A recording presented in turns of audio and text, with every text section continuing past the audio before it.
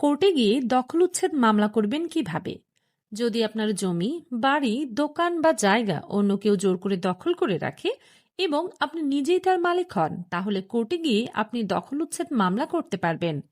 এটা করতে হলে যা করতে হবে, চলুন ধাপে ধাপে জেনে নেই। ধাপ ১, কাগজপত্র তৈরি ও সংগ্রহ। প্রথমেই আপনাকে কিছু জমির মালিকানা সংক্রান্ত কাগজপত্র প্রস্তুত করতে হবে। খতিয়ান, সর্বশেষ বিএস খতিয়ান সবচেয়ে ভালো।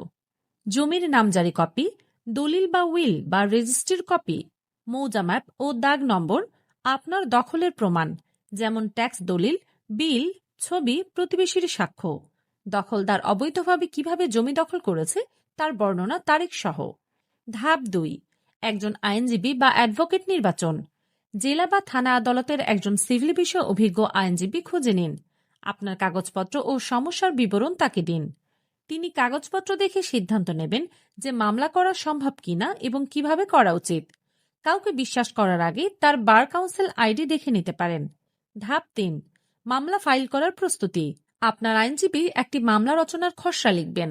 এতে থাকবে জমির বিবরণ, মালিকানা প্রমাণ, কে দখল করেছে, কিভাবে করেছে, আপনি কি চাচ্ছেন, যেমন উচ্ছেদ, শান্তিপূর্ণ দখল বা ইত্যাদি।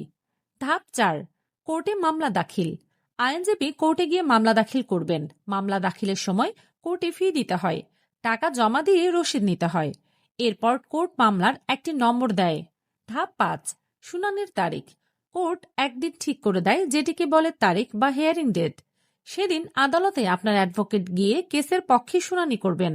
ধাপ ৬, বিবাদী পক্ষকে নোটিশ। কোর্টের আদেশে আপনার অ্যাডভোকেট বিবাদী পক্ষকে, যে জমি দখল করেছে, কোর্ট নোটিশ পাঠাবেন। এতে তাকে কোর্টে হাজির হতে বলা হয়। ধাপ ৭, বিচার প্রক্রিয়া শুরু। দুই পক্ষের কাগজপত্র ও সাক্ষ্য প্রমাণ উপস্থাপন হবে। কোর্ট তদন্ত করে বিচার করবে কে আসল মালিক এবং কার দখল বৈধ। কোর্ট যদি দেখে আপনি মালিক বা অবৈধ দখল হয়েছে, তাহলে দখলদারকে উচ্ছেদের আদেশ দেবে। ধাপ ৮, রায় ও উচ্ছেদ কার্যক্রম।